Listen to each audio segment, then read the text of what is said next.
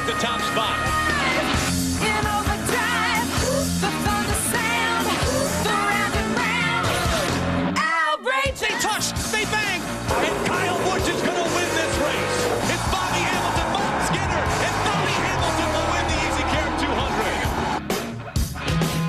200. The trucks are back in Atlanta, and that means fast laps, lead changes, and close finishes. It's time for race number 3 of the 2006 season. Speed's coverage of the NASCAR Craftsman Truck Series pre-race show is presented by Craftsman. A cool evening in not-so-hot Atlanta. A brisk wind will hit the windshield when the trucks rocket down the front stretch. Mark Martin has kicked off this season in record-setting fashion, and in doing so, he's put a smile on his face that's not going away anytime soon. He will win the GM Flex Fuel 250. Mark Martin is there. Here's Bodine looking to the inside. He will not do it, and Mark Martin wins at the California Speedway. Scott's, Ford, and Roush Racing got pretty excited after the second win there in California. Hey, Mikey, I'm having a blast out here, buddy. I can tell. I love seeing you bouncing around. I know you're having fun. It's good to see, Mark. In my opinion, it's the best racing in NASCAR. It's sort of a throwback to more of the way racing was when, you know, they were the good old days for me anyway. It's about to get physical. Puts a wheel to the inside. He'll pull alongside. Oh, trouble up in turn number 4. Slamming hard into the outside wall. I know one thing for sure. I'm too young to retire. You know, I have way too much fire and desire. I'm going to be driving race cars for 10 years easy. Craftsman Truck Series is perfect for me, but I want to start developing a personal life. You know, I look forward to 2007 with great enthusiasm.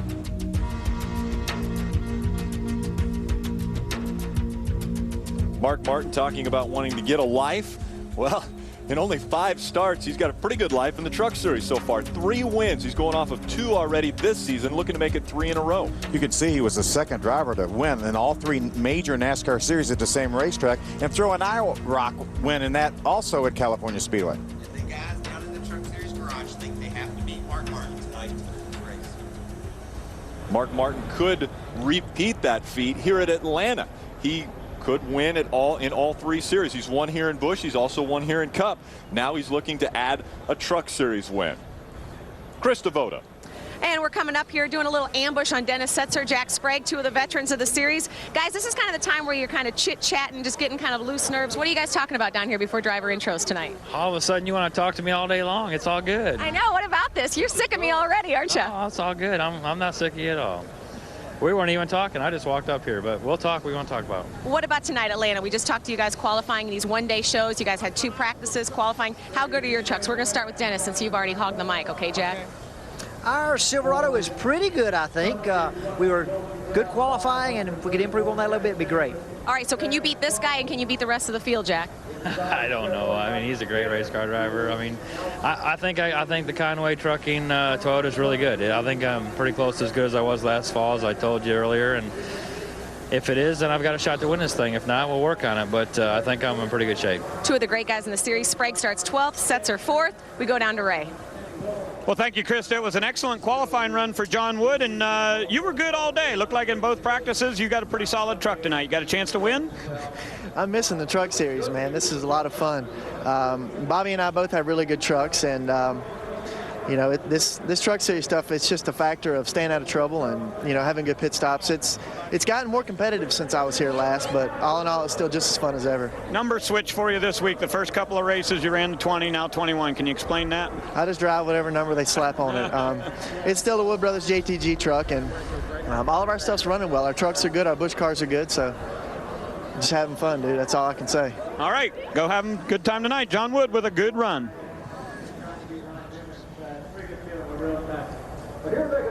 Bobby Hamilton won this race back in 2004, starting the fantastic finishes that have taken place here in Atlanta.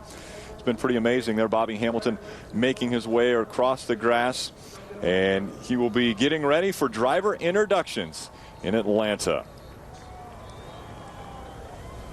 Speed Channel's coverage of the NASCAR Craftsman Truck Series pre-race show is brought to you by Craftsman. Craftsman tools are the official tools of NASCAR. Craftsman at Sears. And Bobby Hamilton will win the Easy Care 200. Longhorn and then goes across the start-finish line just inches in front of Bobby Labonte. Sprague's going to slide out of four, and Kyle Busch is going to win this race.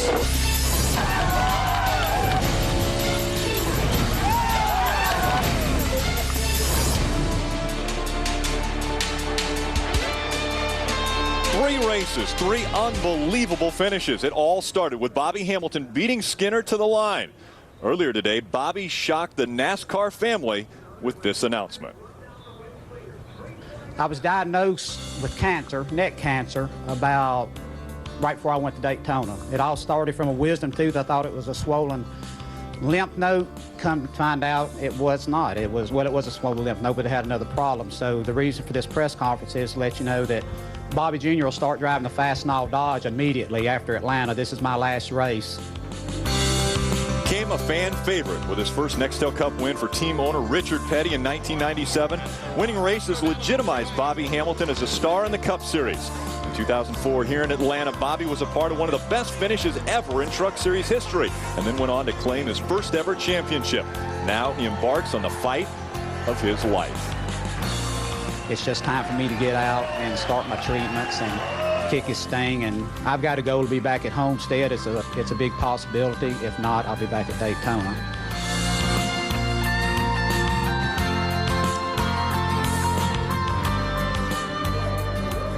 Hello, everyone, and welcome again to Atlanta, Georgia, and Atlanta Motor Speedway. Rick Allen alongside of Phil Parsons, Michael Waltrip. What an unbelievable story Bobby Hamilton has been up to this point, and he's going to continue to be, but what a shock this has been to the NASCAR family, Phil. Well, it really has, but as Bobby Hamilton does everything in life, he's going to meet this challenge head on. He's going to aggressively pursue his medication and his therapy, and I would not put it past Bobby Hamilton to see him back at Homestead. If not Homestead, he'll be back at Daytona next year for sure. Well, there's just like life. There's happy stories and there's sad stories that happen here today in Atlanta. We learned of Bobby's troubles and what he's going to be up against. But then Bill Lester, a truck driver who races the Truck Series every week, he goes and qualifies for the Cup race on Sunday. The first African-American driver to qualify for a Cup race since 1986. So life is crazy. It hits you from every which direction. I'm totally confident that Bobby Hamilton, like Phil said, will meet this challenge and defeat this disease. And I'm looking forward to seeing Bill Lester race on Sunday. Well, and with Bobby Hamilton was diagnosed prior to Daytona, and then he's got the wherewithal to let everyone know, I've got this problem and I'm going to fight it, but the doctors have told him you probably shouldn't get behind the wheel of a truck. And so he's going to be at the racetrack as much as he possibly can as an owner watching his son drive that 18 Dodge. Well, that's Bobby Hamilton cares about this sport. He cares about NASCAR. He loves NASCAR. This is all he's ever wanted to do. So he's not going to take a chance of endangering anybody. He's the one that says, let me step out of this truck. I'm going to put a great driver in here, Bobby Jr. And so Bobby Hamilton, he more than just himself, he cares about the sport. And he cares about the success of this Craftsman Truck Series. And Bobby Hamilton's going to be here for a long, long time as an owner and as a driver, hopefully, at Homestead or Daytona next year. And you remember just a couple of years ago, Bobby Jr. and Bobby Sr. racing for the win at Nashville. So I know Bobby loves seeing Bobby Jr. do well, and I know he's real proud to be able to put him in that Fastenal Dodge and try to get that thing back to the front where it was when the season ended in 04. Well, Bobby Hamilton starting another race right now, Race for Life, that we're going to continue to follow in the NASCAR Craftsman Truck Series. Fantastic finishes are what Atlanta Motor Speedway is all about. We're looking for another one tonight.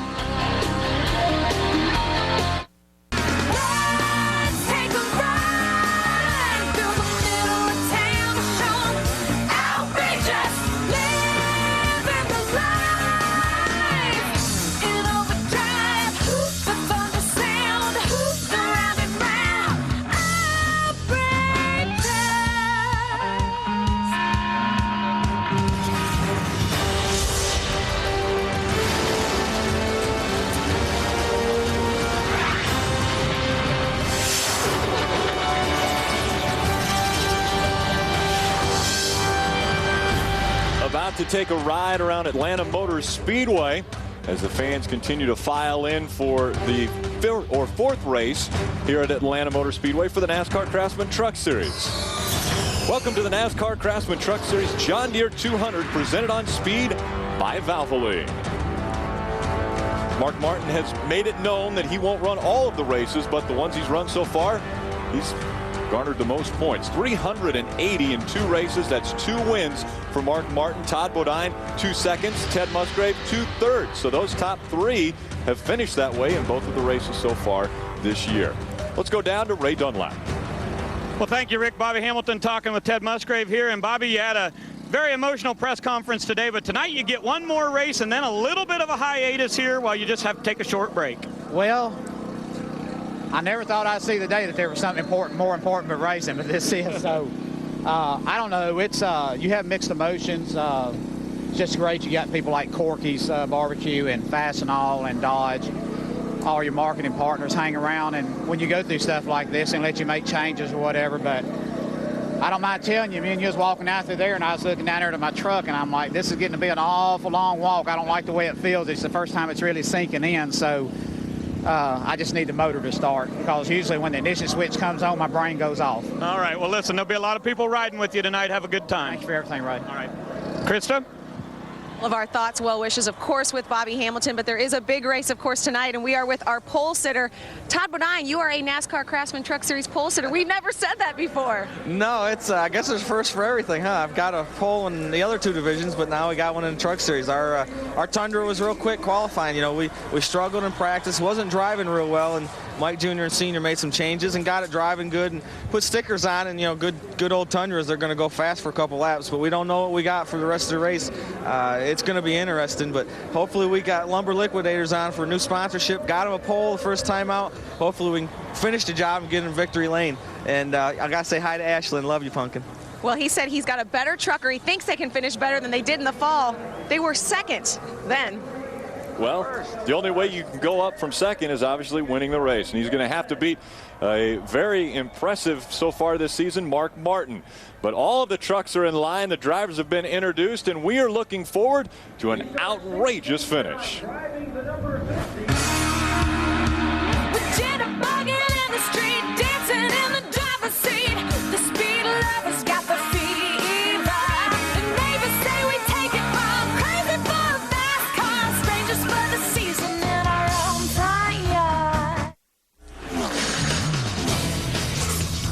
The NASCAR Craftsman Truck Series on Speed is presented by Valvoline. Tested on the track, trusted on the road.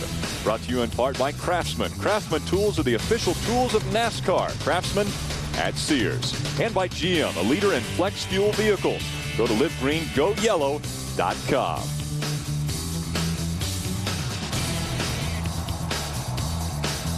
Take a look at the track description for this extremely fast 1.5 mile track. Yeah, I just ran around here at about 190 miles an hour qualifying my Cup car a minute ago. It's a mile and a half long. The corners are banked 24 degrees, Phil. That's a whole lot of banking.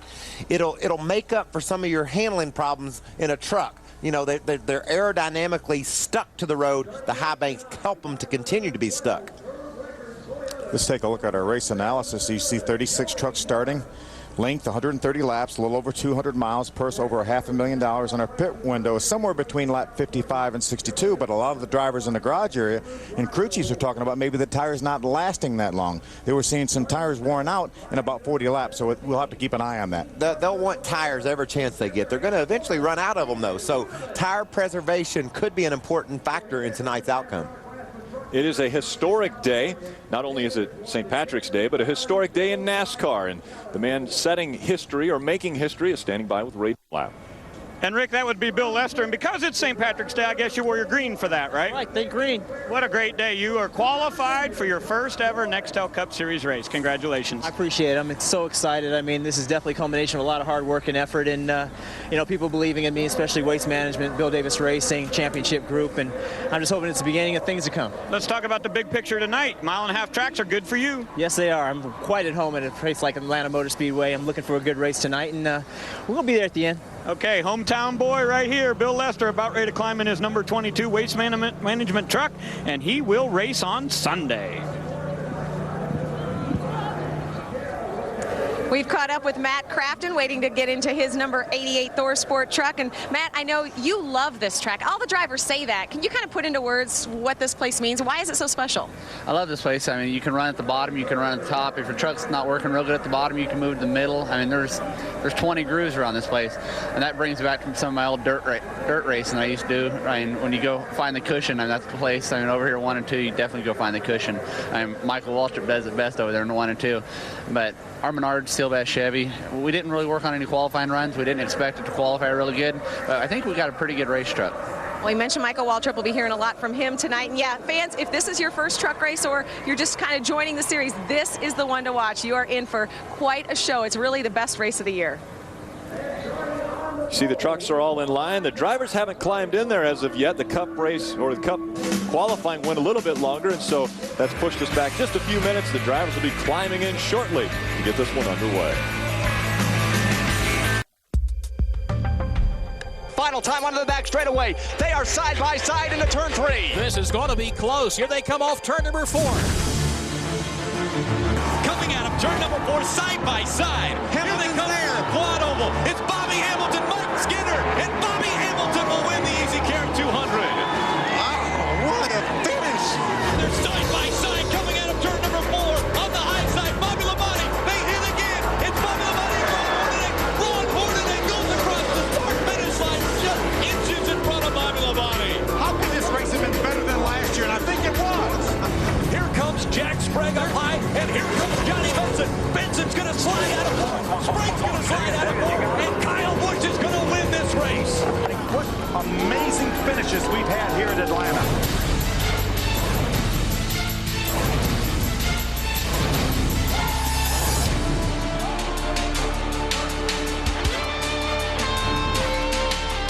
Extreme speeds around Atlanta Motor Speedway, and the anticipation for the start of this race growing as the seconds tick off the clock. Finishes have been the big story here at Atlanta prior to today. Obviously, the big story today is Bobby Hamilton making the announcement that he will step away from the number 18 Fastenal Dodge for a little while he goes through treatment, trying to get rid of the cancer that has invaded his body up to this point. So Bobby Hamilton, the big story. But again, we've got a race, guys, and we're about to get started with the race number 4 for Atlanta. And if it's anywhere near races 1, 2, and 3, these fans are going to be coming in droves for years and years. Well, that's what Bobby Hamilton would want us to talk about, is how good this racetrack is. We saw the video, 3 finishes, and you never knew who was going to win from turn 4 to start finish line. You're talking about a couple hundred yards. You race for 200 miles. You've got 200 yards to go to finish it, and you don't know who's going to win. But this racetrack, and why that is, as Matt Craftsman said just a few moments ago, you can run on the bottom, you can run in the middle, you can run on the top, as my man Michael Waltrip does all the time. What a great racetrack to provide such terrific finishes, Michael. Well, what we have to remember, Phil, these guys are traveling at over 180 miles an hour. So when you're going that fast, not only can you have crazy action, you can have bad crashes. We've seen some big ones here. So the guys are all over each other, racing their tails off, seemingly unaware that they're traveling at 180 miles an hour because they take chances. They do things at Atlanta just because I think the reputation of Atlanta, the exciting finishes, they're on it. That's what they want to see, a great finish, a great race. Bobby Hamilton said something a minute ago that just set my heart at ease. I was worried about his focus and what all must be going through his brain, but he said, when I cut the ignition switch on, I cut my brain off and I get to go racing. What therapy that is. He gets to spend the next couple of hours in his truck not worrying about what has invaded his body, but trying to win a race and focusing on something besides this terrible tragedy that he's faced with. Yeah, well, our thoughts and prayers obviously are going to be with Bobby during his recovery. But again, we've got a race to take a look at, and this has been a racetrack where rookies have really done well at, meaning David Rudiman and a couple other rookies have done great at this track. Well, Eric Darnell has done well in the first 2 races, and now he's with Chris Devoda. Eric Darnell, a rookie who would love to have the kind of career Bobby Hamilton has had. And it has already been a great year for Eric Darnell. You've been the top finishing rookie in at least our first 2 races. You're starting 3rd today. You've just got to be kind of chomping at the bit to get out on a racetrack like this. Yeah, definitely. You know, I've never been to Atlanta before, and to come out here and run as well as we've run so far, it's been pretty amazing. Our Woolworths Ford F-150 was great right off the truck. We were good in practice, and we're able to translate that over to qualifying. We're hoping to do the same thing for the race. All right, Teray. Hey, Chris, I'm with Mike Skinner, and when you look at Atlanta records, this guy's been a leader in all 3 races here. Good runs, but no win. What's it going to take to pull it off tonight?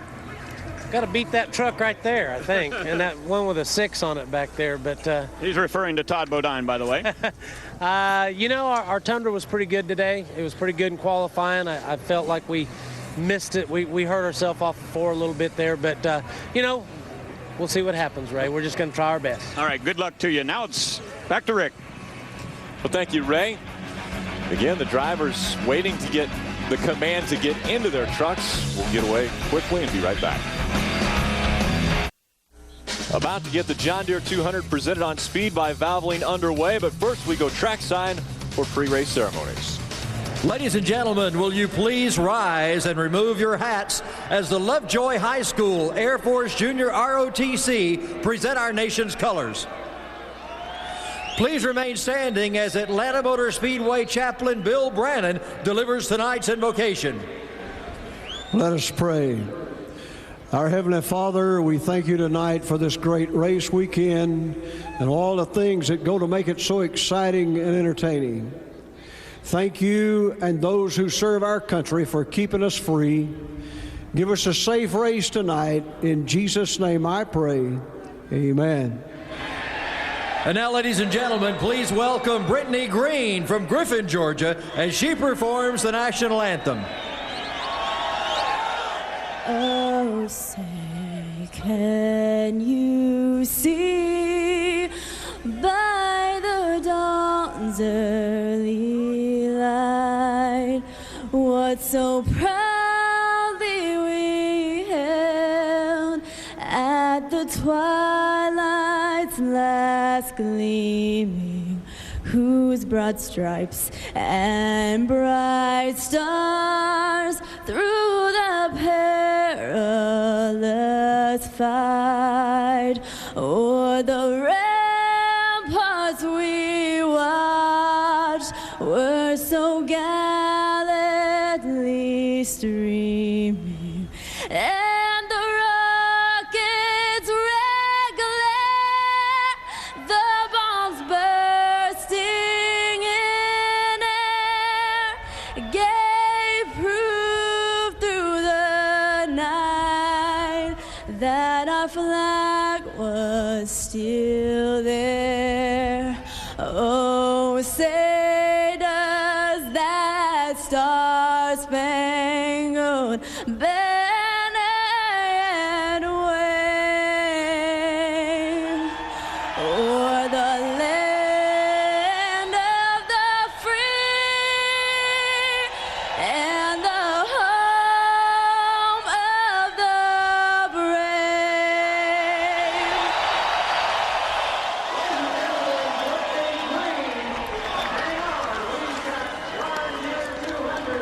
A raucous crowd on hand for the Atlanta Motor Speedway race.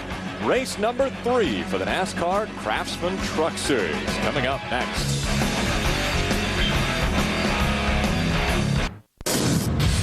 Look at our Fast and All flashback. Takes us back to 2004 in the first NASCAR Craftsman Truck Series race at Atlanta Motor Speedway. The 4 of Bobby Hamilton and 42 of Mike Skinner bumped and banged old school style as they came to the line. Bobby Hamilton held on to win the race in what is still today one of the best finishes in NASCAR Craftsman Truck Series history. Atlanta 2004, the finish. Our Fast and All flashback.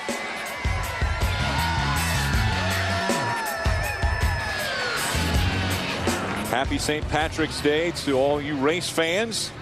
Bobby Hamilton shocking the NASCAR family today with his announcement that he will step away from this 18 Dodge for, well, a few races as he battles his fight with cancer. Yeah, it's going to be nice, as Michael said, when he flips that switch and he's going to be able to put all that behind him. He's going to have a blast for an hour and a half or 2 hours or something like that. And that's what it's all about. That's what he's lived his entire life for, is to drive these race cars, these race trucks, and he cannot wait to get that thing fired up. His beginnings were so humble, Phil. He scratched and clawed from nothing to become a NASCAR Nextel Cup winner. a NASCAR Craftsman Truck Series champion, a Busch Series winner. He's just enjoyed so much success driving race cars, and just it just got to be so fulfilling for him to see his son following his footsteps as well, and his son winning many Busch races and competing at the top of Cup and Truck as well. Yeah, and this is such a family sport. I mean, you look at his sponsors, all of his sponsors, Fastenal, Corky's, Dodge. Everyone is saying, you know what, we're behind you all the way, Bobby. We're going to do whatever it takes. Bobby Jr. getting in that truck, great. We're behind him the whole way. Yeah, Bobby has established such a terrific race team. He's won a number of races. You mentioned he won a championship here back in 2004. Won 2 races last year in his follow-up to his championship season. So Bobby's always been competitive in anything he's ever driven, and he's trying to build this team where he's going to have 3 or 4 trucks that are competitive week in, week out. Ray Dunlap. Hey, Rick, today Mark Martin will roll off 10th, and we've already documented what an incredible year it's been for him so far. 2 wins in his 2 races of 2006. But today I heard something very interesting on the radio from Mark Martin. He pulled up right behind Mike Bliss going through the corners, and he said, my truck is very, very tight. I got to figure out how to make these kind of moves. He said, I am still learning how to drive a Craftsman truck. And Michael and Phil, I think that's very interesting for a guy with the kind of experience that Mark Martin has. It's something he's still got to learn here at the racetrack. Well, I think we ought to put Bobby Hamilton at ease, and at ease would be flipping that switch. Let's go down for tonight's command. Smith, Director of Tactical Marketing Agriculture Division, John Deere, for those most famous words in motorsports. On behalf of John Deere and all the John Deere dealers, drivers, start your engines.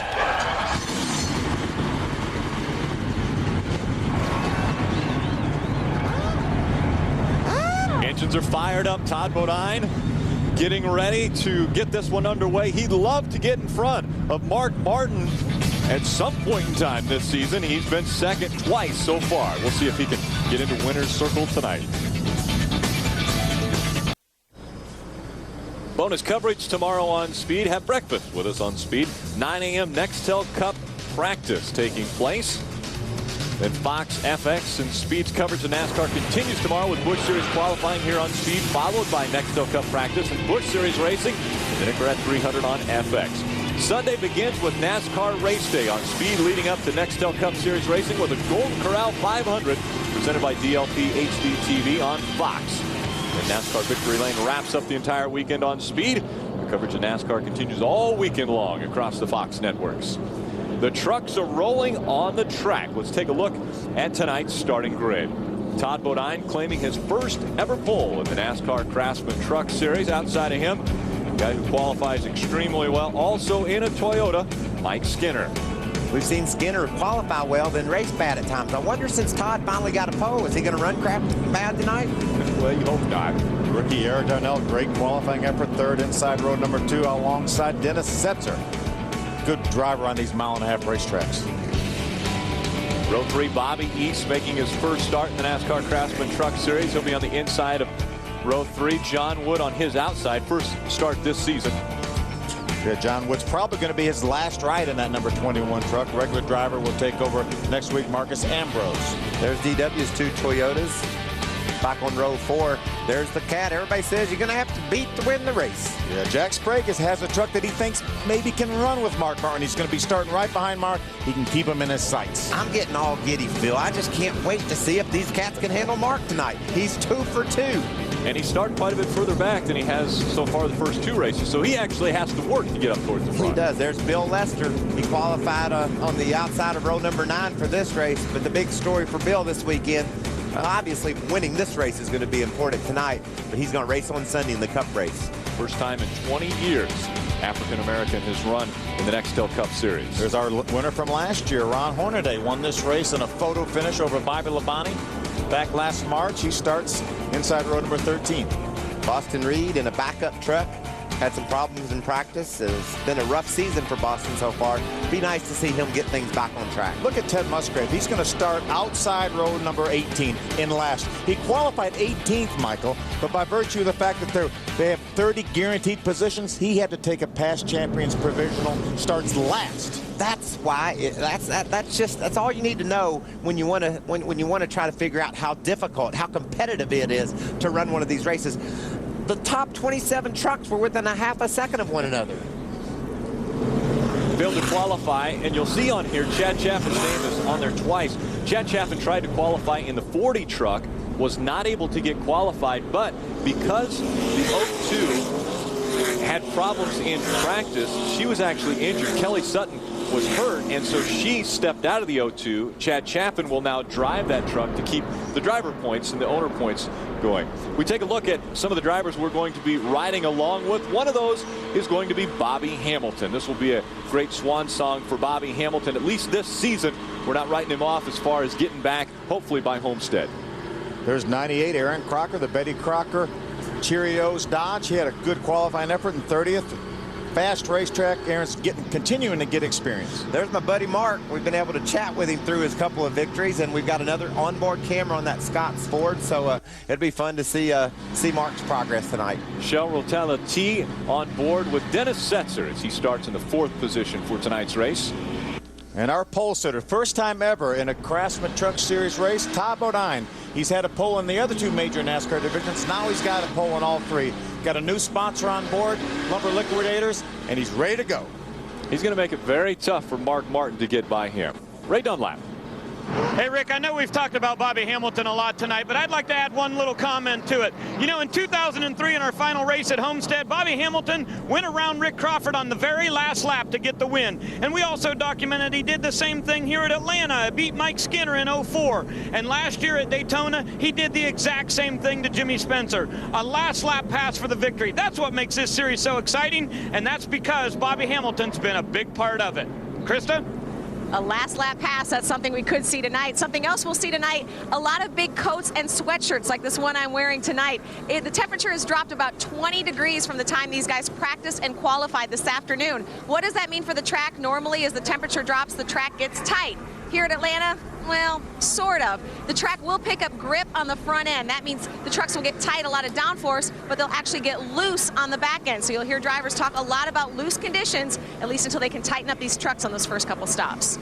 Well, it's normally a wild night at Atlanta, and when you've got a full moon, you can only expect that to be even bigger as far as what could possibly happen in this race tonight. They don't need a full moon here in Atlanta. They're going to run from the top of the racetrack, the bottom of the racetrack. Michael, as you mentioned, they're running 180, 190 miles an hour. When there's trouble, it's usually big. It is big. They're coming off turn 4, Rick. These guys have got all the belts pulled down. They're ready to roll. They know that the next 200 miles is going to be the most intense action of the whole year. It's 200 miles, 130 laps, and normally coming out of turn number 4 on lap 130, they're side by side for the win. As they come to the start-finish line, Todd Bodine brings them to the green flag for the first time in his Truck Series career.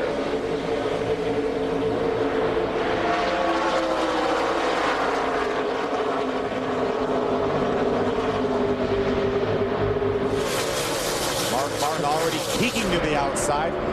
Looked to make it 3 wide for just a moment. Decided maybe that wouldn't be the best move this early in the race. That's Joe Miller. I think he was about 19 or 20 years old. Mark said, I don't know for sure where he's going, and I'm not sure he knows for sure where he's going, so I'm going to settle down here for a lap or 2. To hear Mark talk about it, he's not sure where he's going. He said he's still learning these trucks. And that's a scary thought.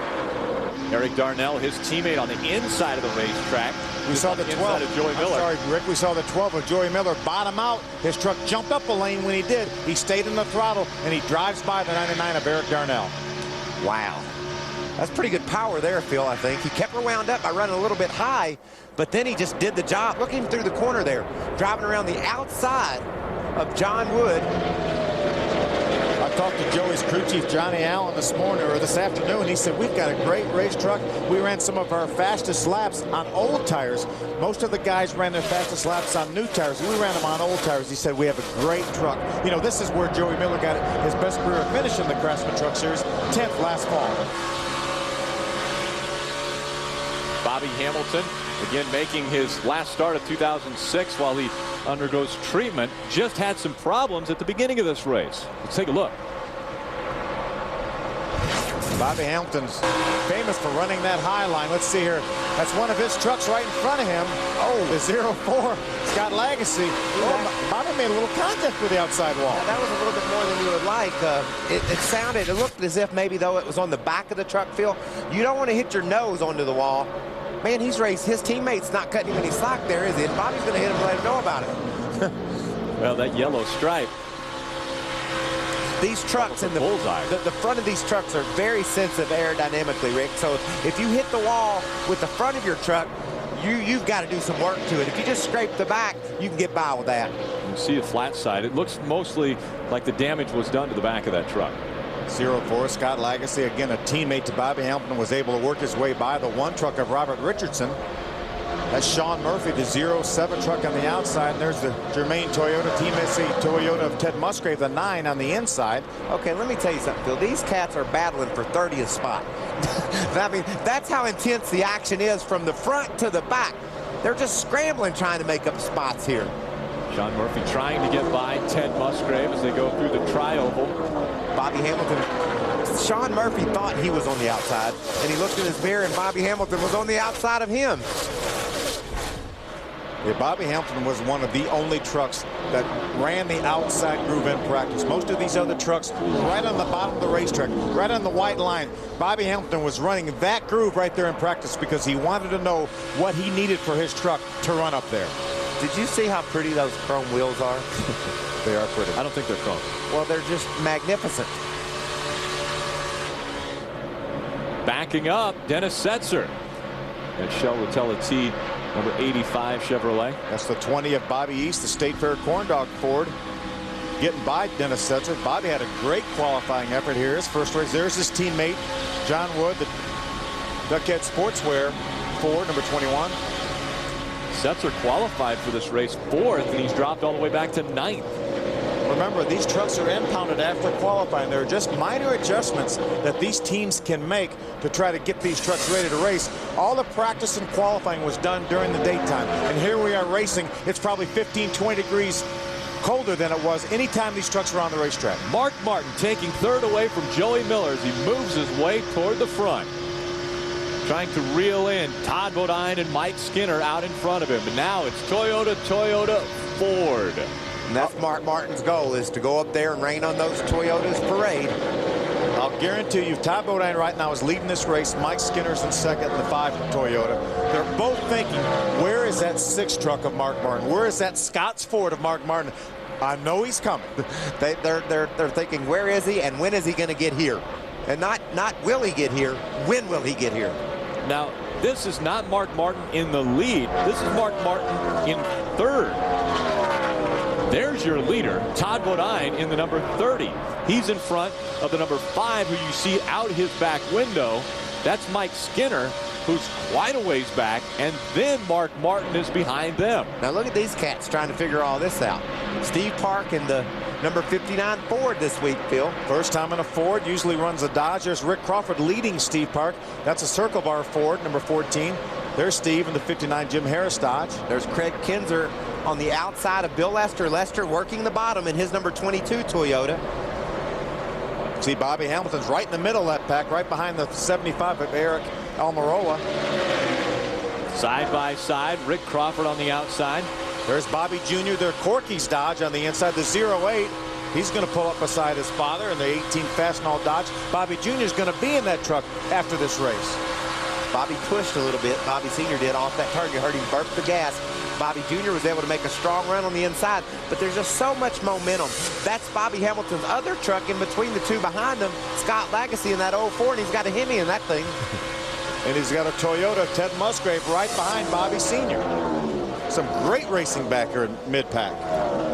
Well, up in front, Todd Bodine looking to improve on his 2nd place finishes so far in the first 2 races, but look who's reeling in 2nd, Mark Martin.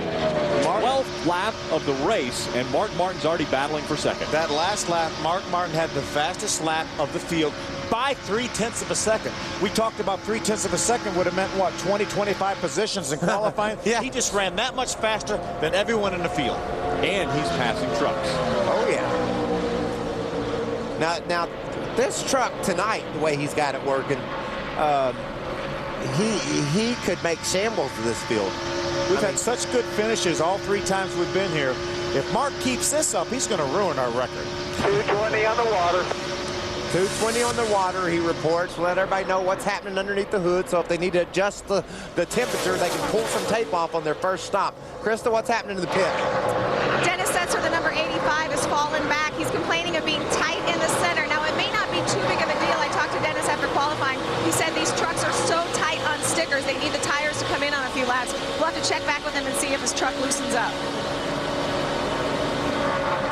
Out in front, Todd Bodine has a mirror full of Mark Martin.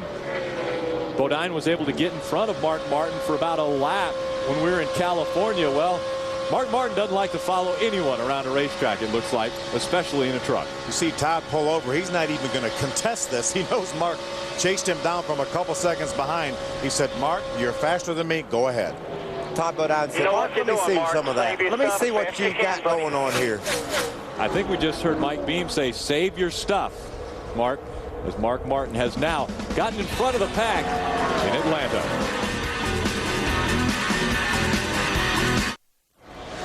Sunday on Speed, you don't want to miss the all-new NASCAR race day built by the Home Depot. The definitive NASCAR pre-race show returns live and unfiltered. NASCAR race day built by the Home Depot from Atlanta. Sunday, 11 Eastern only on Speed. Mark Martin dominating this one as he has begun to lap trucks as we are at lap 20. John Wood, the 21 truck, is running 4th right now, and he's consistently running some very, very fast laps. He's about 5 seconds behind our leader right now, Mark Martin, but he has one of the fastest trucks on the racetrack in addition to Mark Martin. Well, when the guys running back in the 25th, 26th spot get word here on lap 21 that the leader's on their bumper, they're going to say, what? How could he be here already? That's how fast he is. There's John Wood right there. Ray, what's going on with John? Well, he just came on the radio, Phil, a little bit ago, and he said, boy, this thing is a handful. And his crew chief, John Monson, said, are you loose or are you tight? And he said, yes. All the above. And you know, the way you could fix that, Phil, you could slow down a little bit, but no one wants to do that. He was faster than Mark that last time by about 1/10 of a second. There's a good battle. Rick Crawford, Circle Bar Ford on the leading that pack, 14 into Power Stroke Diesel Ford. Terry Cook the 10. That's a battle for the 18th position. They're running up on Steve Park. Park's running good in that number 59 Dodge. Ford, remember? Oh, Ford, I'm sorry. I wanted that guy to dodge the wall. I thought Crawford was going to hit the wall. It scared me. Yeah, first time Jim Harris's truck has ever been a Ford. They decided after California to build a Ford, and here they are just a few weeks later with a Ford. 3 Fords right there battling. The 59 of Steve Park, the 14 of Rick Crawford, and the 10 of Terry Cook. Steve Park carrying the Luck of the Irish paint job on that number 59 Ford. See a couple different lines. Steve Park a little bit higher on the racetrack. Rick Crawford right on the bottom. That's the nice thing we talk about it all the time about this racetrack. You can run on the bottom, you can run in the middle, and you can run on the top. That's a good battle right there. Those guys are racing for the 17th spot. Park up high, Crawford down low, Cook really up high. Full day's action for the NASCAR Craftsman Truck Series. They started this morning at 8:45 with practice, qualified at 5 o'clock. Then the trucks were impounded, and so weren't able to work on these trucks until the start of this race, or actually the first pit stop will be the first time that they'll be able to do any adjustments to these trucks.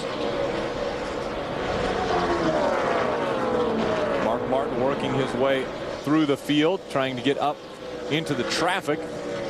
So far, he's put 3 trucks a lap down. Well, and you know Mark is just pacing himself here, Rick. Mike Beam called him on the radio and said, take care of your stuff. Mark's catching the back of the field. He's being really careful. He ran at 32.33 seconds that last lap by Phil. The lap before that, 31.33. So he is just making sure he doesn't get himself in a bind as he races his Scott's Ford up through the back of the field. He's such a smart race car driver. We've seen that for years in the NASCAR Cup Series. He's the all-time Busch Series winner. He's won the most races in the history of that series. Been so close to winning so many of the Nextel Cup championships. Mark Martin knows how to drive a race car. He knows how to save his equipment. He knows what he needs. that's why he's won 2 races so far this year. Won the most IROC races. I mean, you could just go down the list. We see Mark Martin just behind Aaron Crocker. About to put Aaron Crocker a lap down. Man, Aaron would love to have just an uneventful night tonight. Run all 200 miles, or at least 198.5 of them if Mark gets by her here. But just settle in, get a good groove. She's running respectably here, Phil. We've seen Mark closing on her for a couple laps, but he's just now being able to seal the deal and get up beside her. And right beside her, Mark Martin goes. We look from on board at Betty Crocker's number 98 Dodge, and Mark Martin goes by. See Aaron back off a little bit, entering the corner to allow Mark to get down in the corner. She was cognizant of the fact that he was on the inside of her. Barnwell doing his job then. That's right, Keith Barnwell, her spotter. Granite Falls, North Carolina. Thank you very much. Krista, how's Mark Martin doing? Mark Martin is doing very well. In fact, he came on the radio and said, Mike, as in Mike Beam, his crew chief, we're going to be all right. Remember, Mark said after his qualifying lap, it was the best lap he's driven in a truck. He said it was just so easy. He's making this race look very easy. See, biggest movers, Brendan Gaughan, that number 77, moved 19 positions to 13th. Wow, what a drive up through the field for Brendan. Yeah, Brendan Gaughan has really been optimistic going into this season. He said these Dodges are not going to qualify that well. It appears as though they have a lot more drag than these other trucks. But look at it. Lap 5, he was 21st. And in 24 more laps, he's all the way up to the 13th position. What a terrific run for Brendan Gaughan. That's how we're used to seeing Brendan, how he ran back in 2003 when he came within just an eyelash of winning that championship, had it not been for a late wreck at Homestead. And we're seeing Setzer. He lost some spots early in the going, but he's rebounded. He's got that thing on a rail now, keeping up with Brendan. These two trucks are marching toward the front. Dennis Setzer started 4th, dropped back. The guy they're not keeping up with, though, is Mark Martin as he continues to put trucks a lap down. Got truck on the wall. Scott Lagasse in that 04 looked as though he cut a tire, had sparks coming out as he couldn't keep it off the wall. This is an opportune time, 30 laps into the race, Rick. We heard a little bit of concern about tire wear. These trucks just charge these corners. They run wide open through the corners. If there's going to be a tire problem on a truck, we're going to see it on this first pit stop. The folks down on pit road are going to be really happy to see this caution fly. And the more rubber put down on the racetrack, the better the wear should be. So now we've got 30 laps with all these trucks going around the racetrack. These teams will look at these tires. They're going to say, yeah, they're worn right now, but that wear should get better as the race wears on. We should be able to get more laps out of them as the race moves on. Work being done on the 04 Dodge of Scott Lagasse. Now, Mikey, you remember that each race we have the Aaron's Lucky Dog. We do. As far as if someone's a lap down, when a caution comes out, they get their lap back. Right, and then highest score. And this is Boston Reed, and we said he needed a good night. He needed a rebound. This is the first step toward that. We need to call Boston up and tell him it's not just a feeling, it's more than a feeling. He will be getting the free dog. And that's the first good thing that's happened to Boston this year. We saw him get wrecked at Daytona, not of his making. We saw him get wrecked at California, not of his making. And then he lost a truck in practice today. Here he is in a backup truck, and he gets the lucky dog. And it looks as though the trucks are coming down pit road. Chris Devoto. Mark Martin, the first truck in, the first pit stall. As you enter pit road, his crew going around making tire change. Mark Martin is looking for more forward bite. His truck is very good, as we just reported, but he's looking for a little more grip on the front end. The crew comes around on the left side. It's going to be a very good stop for Mark Martin. More trucks in. Number 77, Brendan Gaughan, having a good night. Also, Mark Martin's teammate David Reagan in down on this end. Ray.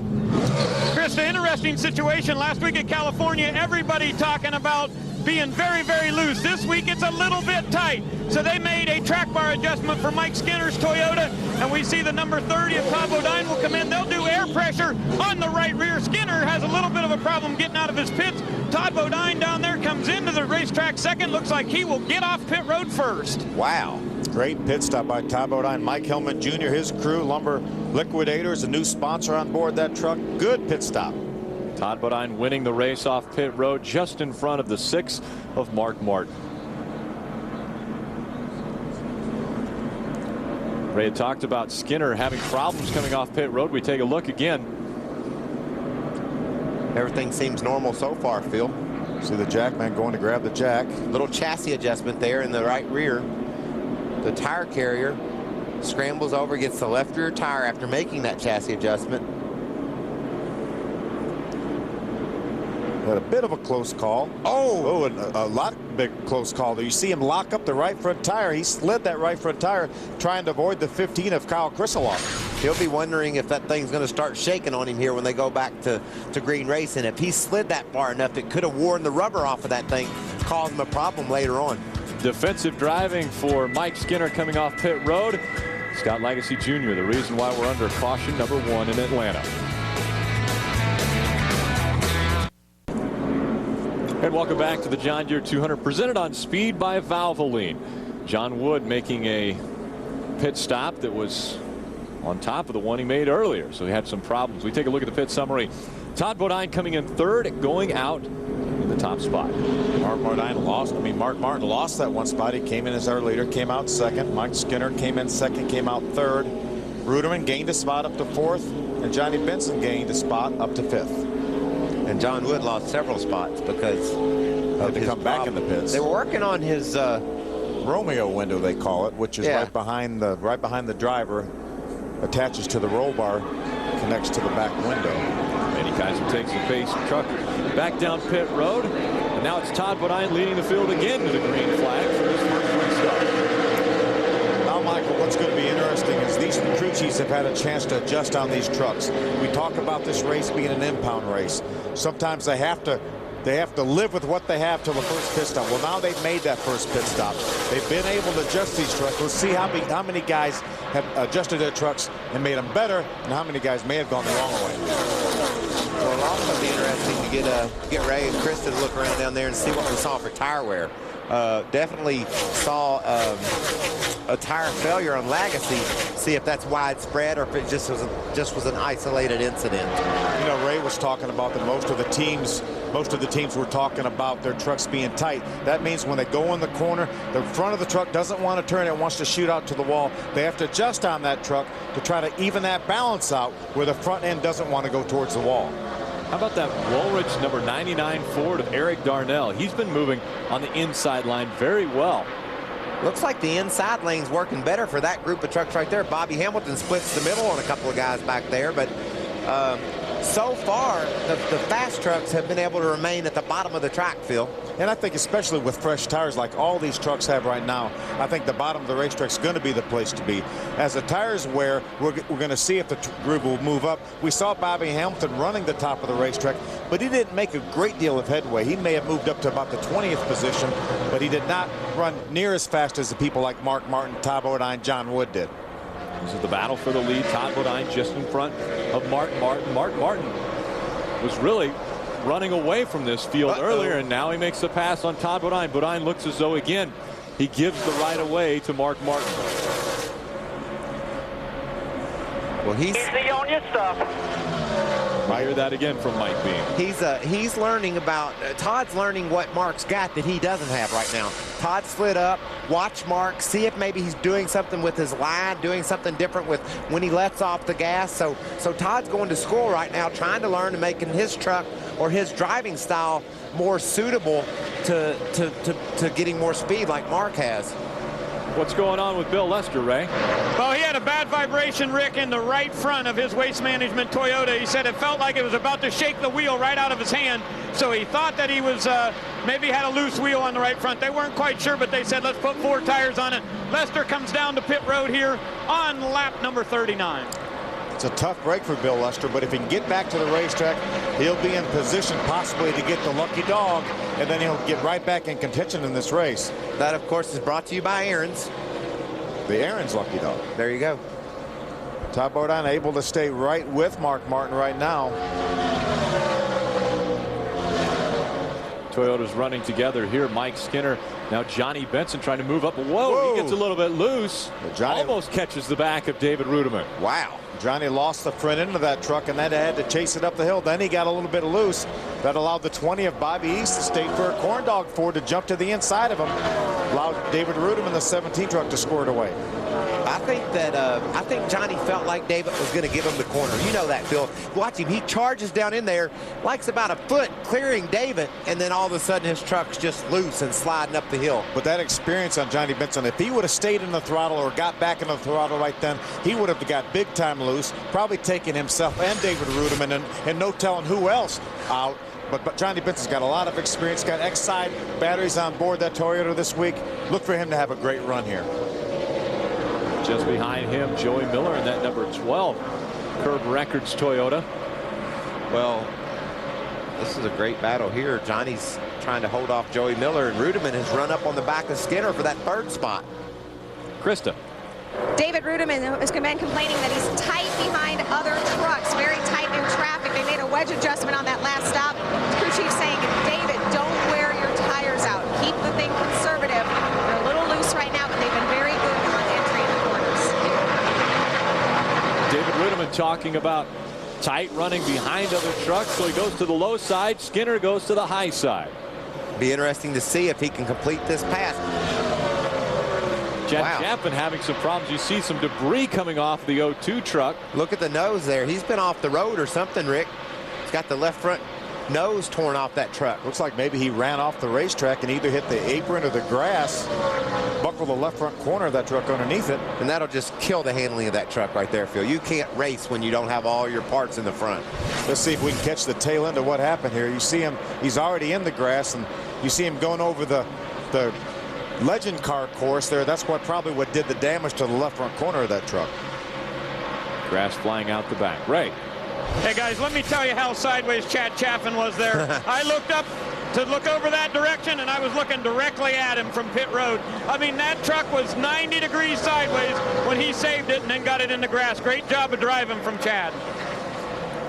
As you mentioned, the damage done to the front of that 02 Chevrolet, though, that Chad Chaffin has stepped into for Kelly Sutton. Out in front, no problems for Mark Martin. And that's Scott's number 6 Ford. Behind him, Todd Bodine giving chase. We've seen this 2 times before already this season. Mark Martin finishing first, Bodine second. The John Deere 200 presented on speed by Valvoline continues at the Atlanta Motor Speedway. We've completed 51 laps on lap 52. That's Todd Bodine on the outside. Mark Martin still leading this race. Scott Legacy Jr. back out onto the racetrack after bringing out our first caution of the night, and he was running up close to the wall just as he is now. Battle for the lead. Todd going to the high side. Todd has started to make that outside work. Ready for him to go high when he gets here. He'll be with you off of 2 now. That's Bobby Hudson's spotter for Mark Martin. Look at Todd go to the outside. Bodine has learned something.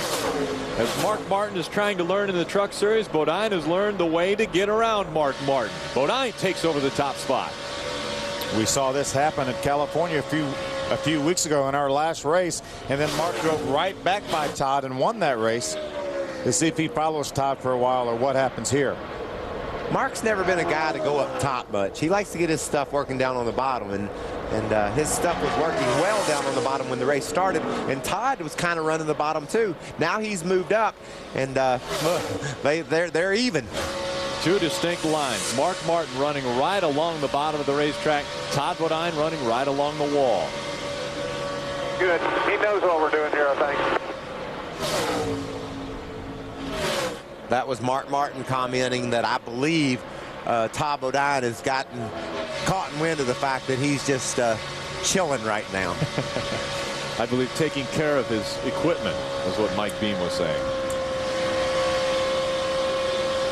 Johnny Benson and David Ruderman running in the 4th and 5th position have been closing on this battle for the lead. Anytime you run side by side, Phil, the guys behind you will gain on you because you're simply battling for track position, and it's allowing a couple other trucks, a couple other Toyotas actually, to come up here and be a part of this battle. Got a good Ford battle with Mark Martin, the Scott's Ford number 6, and the 30 Lumber Liquidators Toyota Todd Bodine.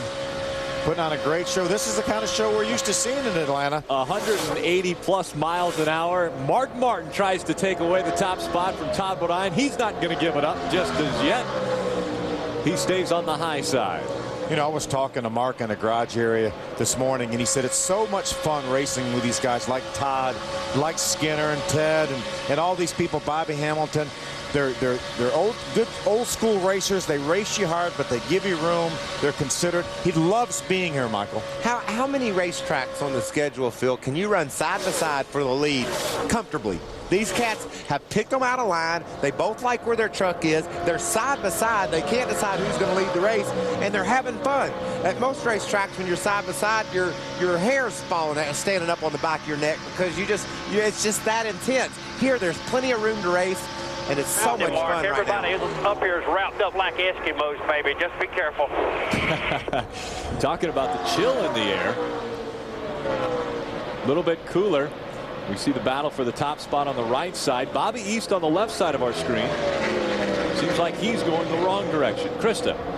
Yeah, guys, he is going up in the wrong direction. They were worried that they might have a crack in the header. Right now, the truck is very loose. It was tight earlier in the night. You know, these guys have had such bad luck. When Stacy Compton was driving the truck, they had a great truck, but trash was their nemesis. Oh, crash. They had to stop for tearaways, so we have a crash on the track. Back up to the booth. Problems in turn number 4. That's Joey Miller, the number 12, getting spun around into the wall. Caught a glimpse of Mike Skinner, the 5 truck right by. A lot of damage on the 5 truck of Mike Skinner. You see that right there. There's Mike Skinner, the 5 Toyota. Oh, he's on fire. He needs to get in the grass. Take the thing to the left, Mike. Undoubtedly, he saw the problem with the 12 of Joey Miller, and probably somebody in front of him slowed down, and he was not able to slow down and ran into the back of them. Wow, he ran into them hard.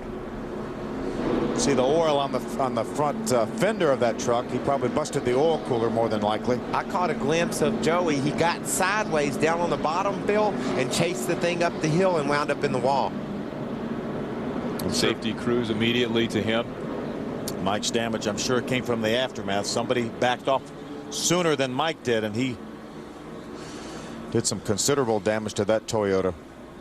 Mike Skinner was battling for the top spot, or up in the top 5. He was one of the Toyotas running extremely strong tonight. You can see the damage here on the 04 truck, Phil. Yeah. On that left rear corner where Mike ran into him. Scott Legacy Jr., his Dodge Hemi, having the work done to that truck. He's had a rough night. Had a very rough night. Glad he's got a Hemi in there. We saw him. It looked like he cut a tire down earlier. Caused our first caution flag with contact to the outside wall, and caught up in a little bit of the aftermath of Joey Miller's spin and contact with the wall. Must be frustration for Mike Skinner starting on the outside pole. You can see Miller sideways. Watch him overcorrect it, Phil. Thing hooks back on him, gets it hard into the outside wall. Here comes Mike. He sees the 04 slowing down, but he just can't avoid him. You could see the smoke, tire smoke from the 04. He was slowing down so fast, he'd locked the brakes up, so Mike Skinner was coming up on him such a high rate of speed he was not able to avoid him. Good to see Mike Skinner out at pretty hard contact. Mike Skinner out of this one. Had high hopes to get into victory lane at Atlanta. It's not going to happen tonight. Seen him close before. A lot of damage done to the 5 Toyota Tundra. Skinner looking it over as his evening is done. Still out in front, it's Mark Martin. Welcome back to Atlanta Motor Speedway. Under caution for the John Deere 200 presented on speed by Valvoline. The pits are now open. They have cleared out the number 5 of Mike Skinner from the end of pit road, and so we expect to see most of the trucks make their way down pit road, and Mark Martin will lead the field. Krista. Mark Martin leading the field, as you said, down here on pit road. No changes for these guys. The truck is great. 4 tires and fuel. That's all that'll be happening for the 6. The 17, David Rudeman, also in for 4 tires. Ray. Hey, Christoph, Johnny Benson will bring his Exide batteries Toyota down here. No adjustments for him either. He's pretty happy. Now, Now realize, guys, they are short of their fuel window. They will not be able to run to the end because of, we've got too many laps to go here, but they want to make sure they get 4 tires on it and plenty of fuel. No adjustments for Benson. For Todd Bodine, they're going to add 1 pound to the left rear. Now this will give them just a little bit more grip because our left side tires this year just have a little bit softer compound. Up 1 pound on the left rear. Todd Bodine will not be first off pit road. A little bit of a hang up on the left front here. A couple of trucks get by him. Bodine's going to come in and he's going to go out about 7. Tough pit stop for Todd Bodine in that Lumber Liquidators number 30 Toyota. So good the first time around. He got the lead. When this second caution came out, Chad Chaffin became the Aaron's Lucky Dog recipient. He slid through the grass and messed up his nose there, so he's going to get a chance to fix his nose and catches a break and gets the Aaron's Lucky Dog. Highest scored truck 1 lap down, and he gets his lap back. The race off pit road was won by Mark Martin, so he will be out front. Coverage of the NASCAR Craftsman Truck Series on Speed is presented by Valvoline. Tested on the track, trusted on the road. By Aqua Velva. Keeps your face toned and fit. There's something about an Aqua Velva man. And by the KFC Buffalo Snacker. Heat things up. The new Buffalo Snacker from KFC.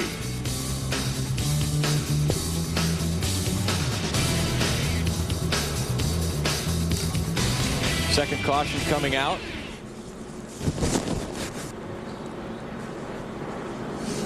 Mark Martin won that race off pit road. David Ruderman with a great stop comes out in second. Johnny Benson third. Ted Musgrave up to the 4th position. They picked up spots in Ruderman's team on that first pit stop. Went from 5th to 4th and now from 3rd to 2nd. Craftsman always on the cutting edge of technology when it comes to tools. Today, we want to spotlight another important piece of equipment that Craftsman makes available to all of us in the Craftsman Tool Check.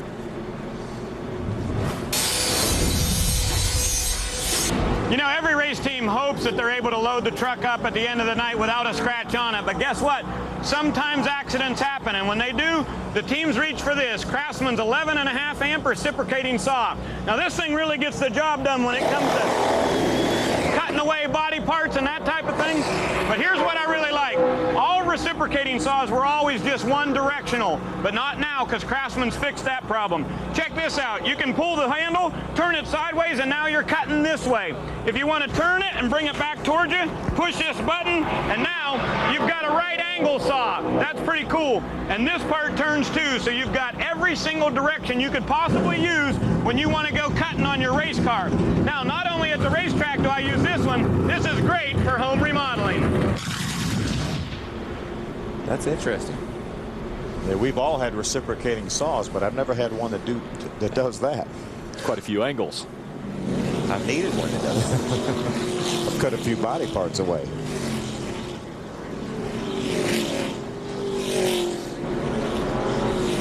That full moon high above the Atlanta Motor Speedway.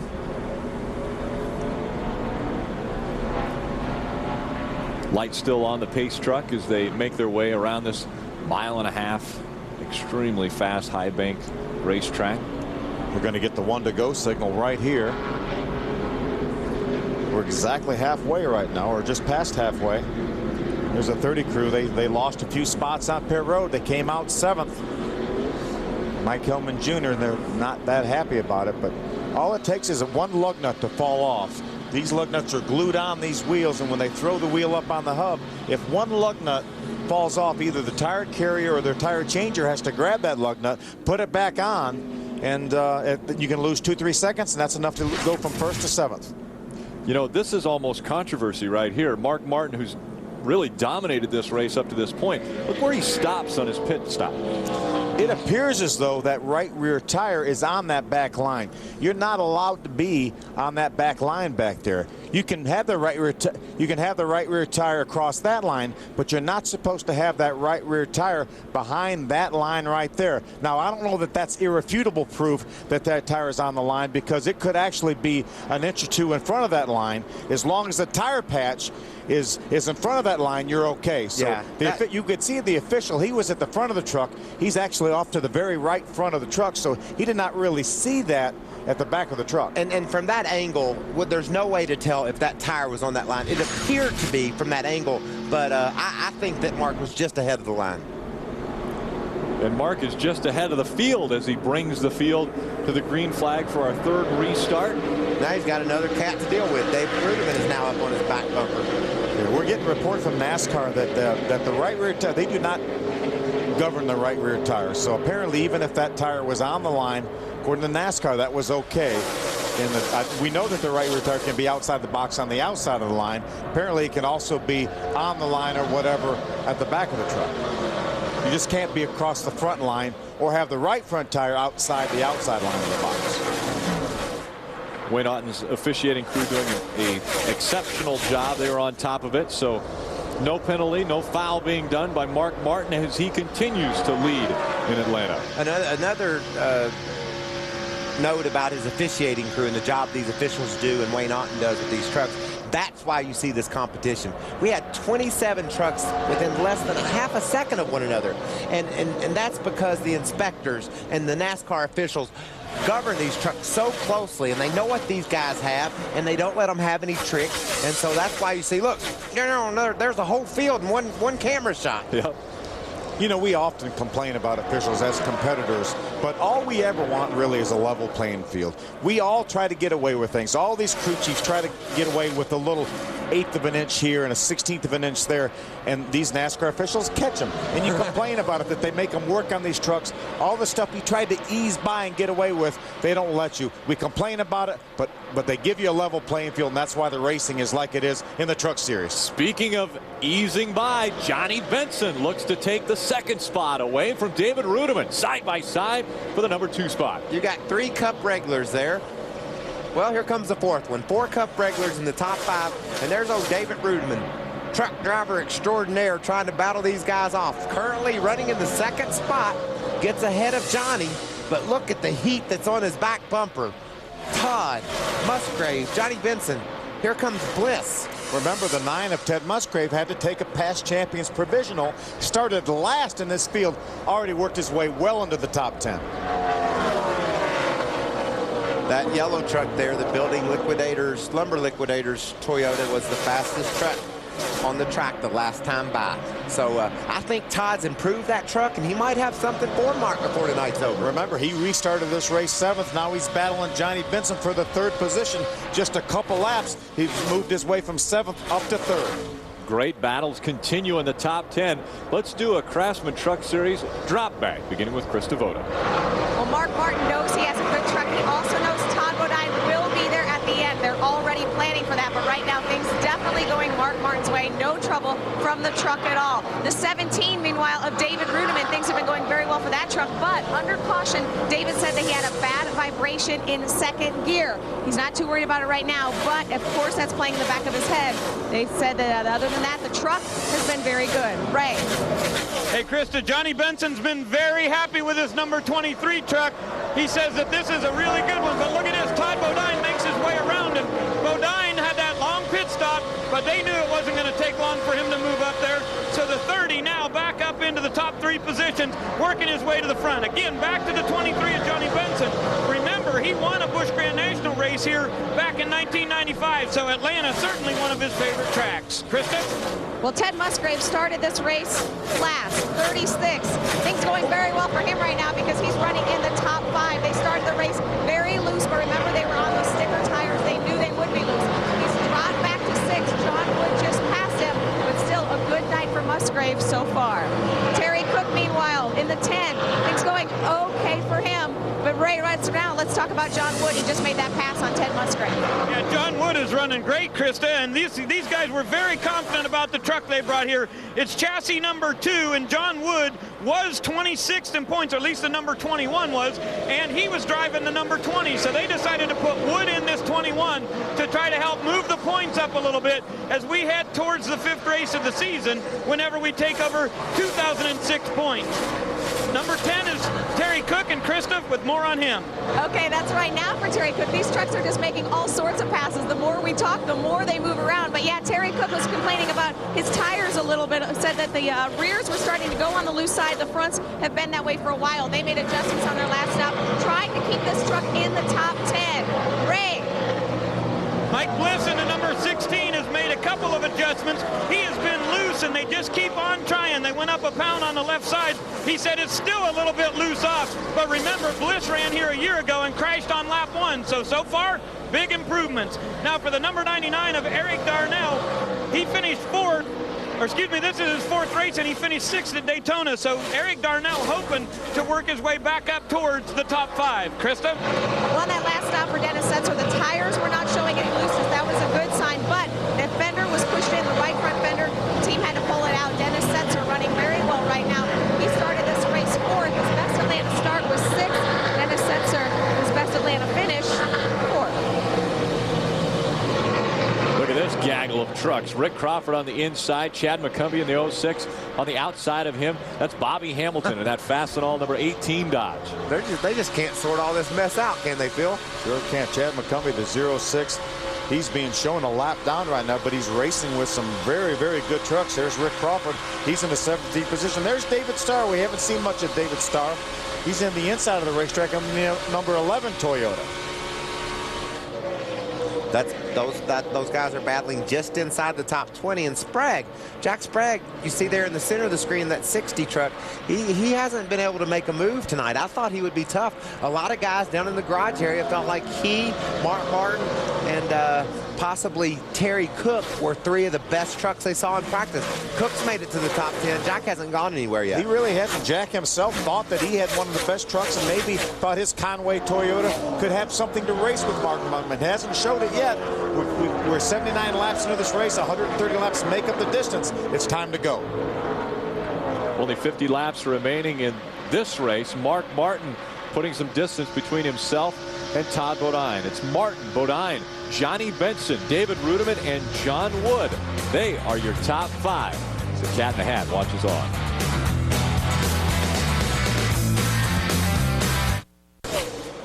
Focus. Hey, Keith. NASCAR trackside on speed. Coming up tonight following the NASCAR Craftsman Truck Series race. You will definitely stick around. Hear some opinions on that show. Oh, yeah. You'll hear from Jamie McMurray and Clint Boyer. They'll be on as well. They may not have as big of opinions as the other fellows you see circling that table there. Check out this battle for the lead. Johnny Benson has upped his ante a little bit, driven up on the back of Todd Bodine, and both those guys are closing on Mark. We saw Mark Martin lose the lead to Todd Bodine before the last round of pit stops. Todd had a little bit of trouble on pit road, came in as the leader, came out 7th, quickly worked his way up into the top 3, got by Johnny for the 2nd position. Now he's set his sights on Mark. Now, as Ray had mentioned earlier, these trucks can't make it to the end of this race. They will have to stop one more time. So not only is there a great battle taking place on the track, but there's going to be a battle on pit road again for position. Oh, here goes Todd Bodine. He's going to make the pass on Mark Martin. And watch to the right of the screen. Here comes Johnny. He's right there on him. Ray, what's going on with Todd? Well, funny you guys said that he just made that pass, because Todd had just come on the radio and said, yeah, that adjustment you made to tighten me up helped a little bit, but I'm going to need more. And his crew chief, Mike Hillman Jr., said, no problem. We'll get it done for you on the next stop. Whoa, a little wiggle there. He does need to be tightened up. When you're loose, you don't want to be pinned down on the bottom, Phil. Be extra careful there, Mark. 1.5 back when you do that. Don't suck him around, baby. Don't suck them around, baby. We've talked about that before. These trucks make a tremendous hole in the air. They blow each other around. You can really lose a truck in a hurry when a guy drives up on the outside of you. We've seen it before, and that's what his spotter, Mark Spotter, was reminding him right there. Don't get too close to him. You might suck him around and wreck you both. And we've seen trucks get a little bit squirrely, one of those being the 77 of Brendan Gaughan. This happened just moments ago. See Brendan on the bottom of the racetrack. Now he slides up to the middle. That's the 20 of Bobby East. Here comes Rick Crawford. There's the 75 Eric Almirola. Wow, I'm glad Eric found him a hole down there. He was coming. Looked like Brendan already had his trouble there. That's why all these trucks are passing him, going by him. He lost his momentum there. See if we can take another look to see what caused that. Oh, there he is, a little bit sideways. That's why he lost his momentum. Yeah, Hornaday was saying, what is that all about? That's what gave Eric Almirola that run. Rick Crawford, the 14 truck, saw that. He checked up a little bit. Krista, what's going on down there? Exactly. He did lose his momentum there because of getting loose. That's exactly what I was just going to say. But, guys, a lot of trouble for Brendan Gaughan and this team earlier in the race. On their first stop, they came in 13th. They went out 28 because the jack handle broke. So they were just happy to get back out on the track. Remember, he's coming off a race. We had some terrible, like a hole in the oil pan last week in California. Days like this, he said he hates racing, but he loves it when his truck's running well. Right now, they're fighting a very loose truck. And it's been a while since Brendan Gaughan probably has enjoyed racing. So since 2003 when he was so dominant in this truck series. And speaking of dominant, Mark Martin continues to dominate, but Todd Bodine had been out in front of Mark Martin for at least a while. Look at that thing get loose, Phil, and he overcorrected it, and then here comes Mark and just pulls the back of that truck around. We saw it. We saw that happen to Mark Martin in practice at Daytona. He was riding along there. Terry Cook pulled to the outside. It sucked the back end of his truck around. He made some adjustments and went on to win that race. He used that practice session to learn what he needed, to position what positions not to be in, and how to fix it when he was in those positions. Todd Bodine just now, that was in a wrong position. Mark Martin out in front, Todd Bodine second, but keep your eye on the number 23 of Johnny Benson. Oh, and we've got problems. The one of Robert Richardson gets spun around. Oh, no, don't come up the hill. There you go. Now he stops before he gets back on the racetrack. And so our third caution of the night comes out. Now they're definitely going to pit now, Phil. And they'll be able to make it. Yeah, but what if the caution comes out with 10 to go? Remember last fall here, Kyle Busch put new tires on inside of 10 laps to go, passed what, 8 or 9 trucks in the last 8 laps, won this race coming off turn 4. I can't imagine that experience would make you guys that much smarter if that does happen this year. Well, we're going to check with Richie Waters and see what he thinks. But we think that if there's a caution with 10 to go, most of the leaders will pit because tires are so important. And this caution here sets up that situation. You know, they're pitting with 30-some laps to go. And so if there's a caution later on, they'll definitely pit again. And this racetrack is so wide, too. If you got new tires, there's a place for you to go. We'll take a look at what happened to Robert Richardson. You see him, he was right on the bottom of the racetrack, just lost the back end. Catches that inside wall there, right? Just a little bit of contact, but then held it, kept it from going back out on the racetrack. Right along with Erin Crocker and her Betty Crocker Cheerios Dodge to the inside. Robert Richardson. You're clear. Robert just got loose, it looked like, and that will enable Chad Chaffin to catch the Aaron's lucky dog another time. So, look, there it is. Isn't that a beautiful thing, getting the old lucky dog from Aaron's? Twice in one race. How lucky is that? That's pretty lucky. We're lucky ducky dog today, baby. There you go, baby. I think he should go to Aaron's and lease something. Again, Kelly Sutton stepping out of that truck. Chad Chaffin getting into it. Chris Devoto. Mark Martin in again, the crew over the wall. Mark Martin not looking for much adjustments. They are making a little bit of a chassis adjustment this time. It's really the first adjustment they've made. They've really been going for tires and fuel. A little bit down on the track bar. They're coming around on the other side, putting the tires on. And also David Rudiman in on this end of pit road. He's been complaining about a little bit too tight, so they're going to make an adjustment as well. Ray. Krista, Johnny Benson said that he wants to put a pound in the right front. That'll tighten him up just a little bit. He said the truck was coming to him as they ran the run here. Now on the number 30 for Todd Bodine, they said this is the redemption pit stop. This is where we get it back, guys. They came in second. They are not going to beat Mark Martin off pit road. Actually, again, they have a hang up on the left rear and they're going to lose spots. Come in second. They're going to go out ninth. Well, we know he has a good enough truck to overcome it because he drove back to the lead and then got a little bit loose. You see, there's Mike Hillman Jr.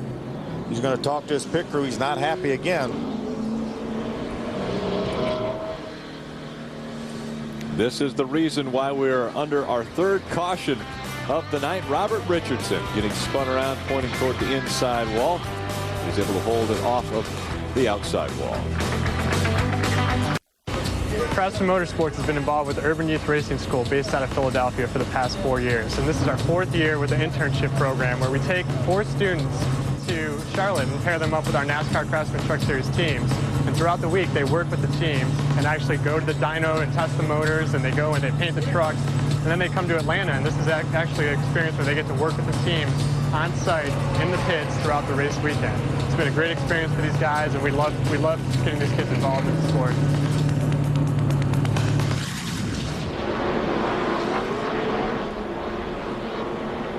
Great program. There's Shauna. She works with the Urban Youth Racing Program. Working in Daryl's pit there. That pit crew's done an excellent job tonight. They gained another spot. Maintained again. I don't know. Hey, you're on TV. You better wave.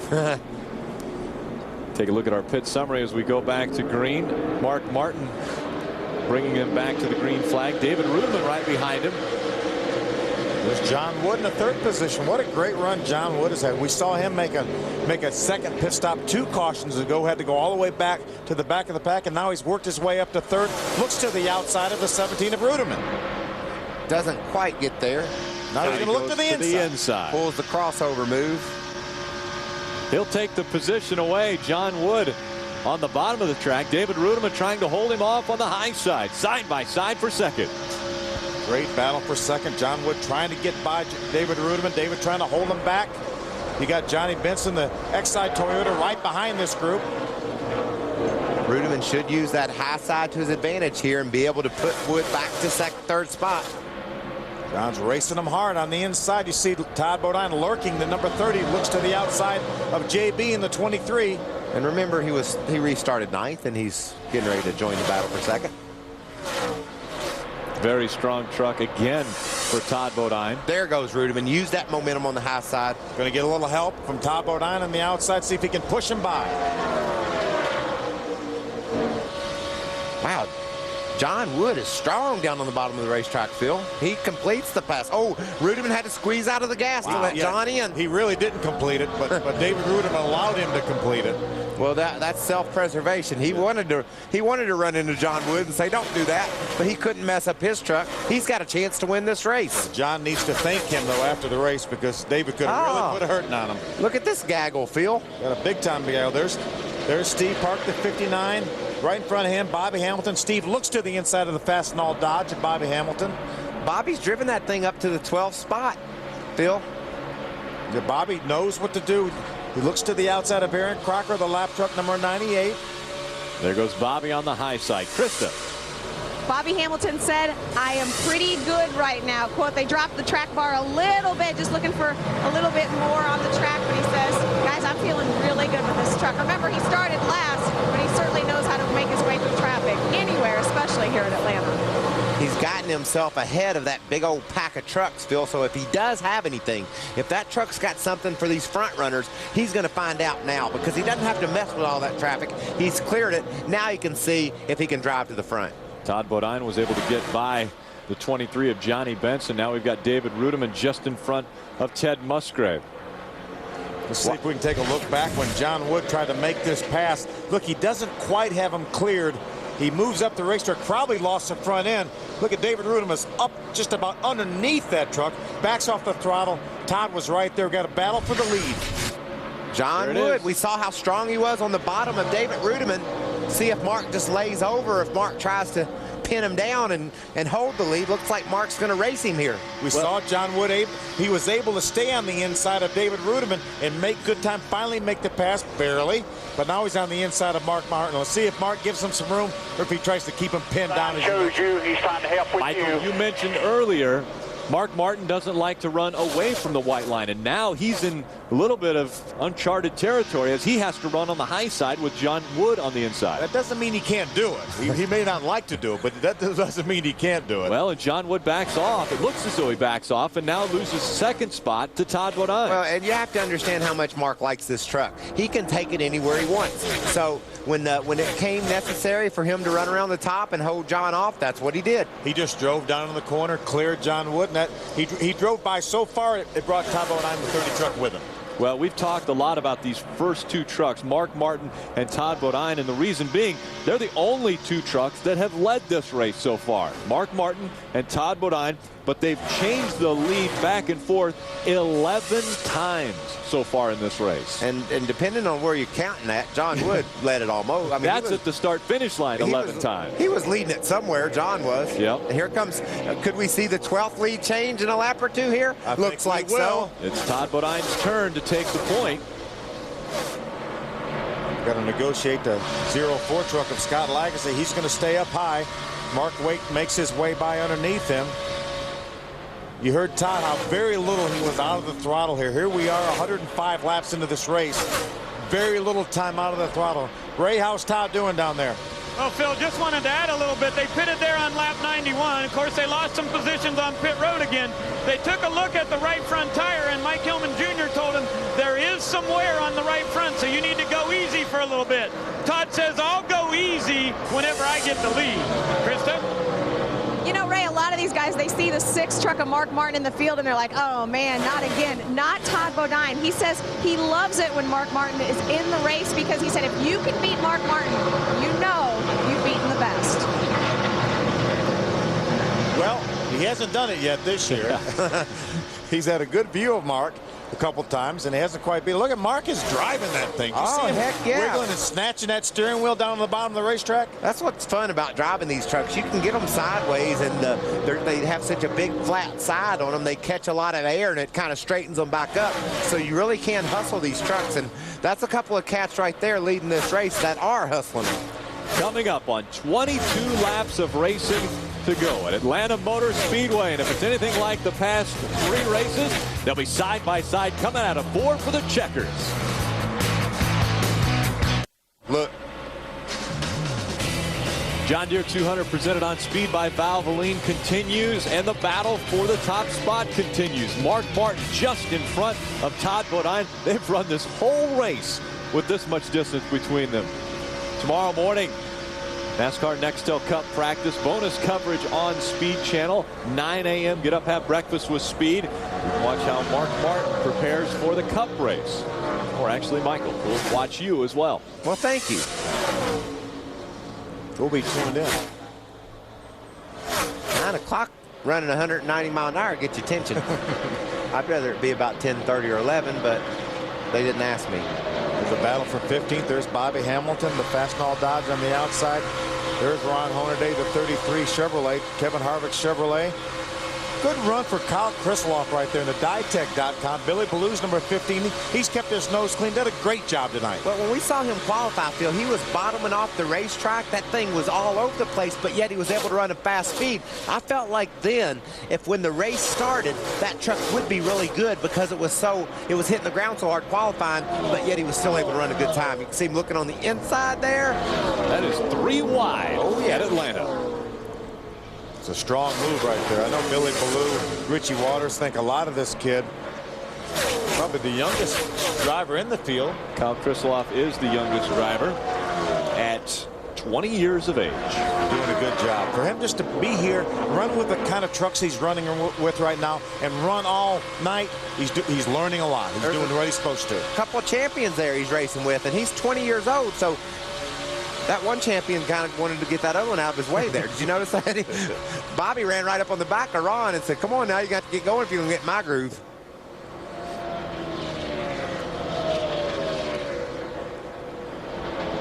There's the distance between 1 and 2. Mark Martin, Todd Bodine, they've led all the laps so far at Atlanta. The lead's been exchanged 11 times between those 2 trucks, and now Mark Martin puts the most distance he's had between himself and second all night.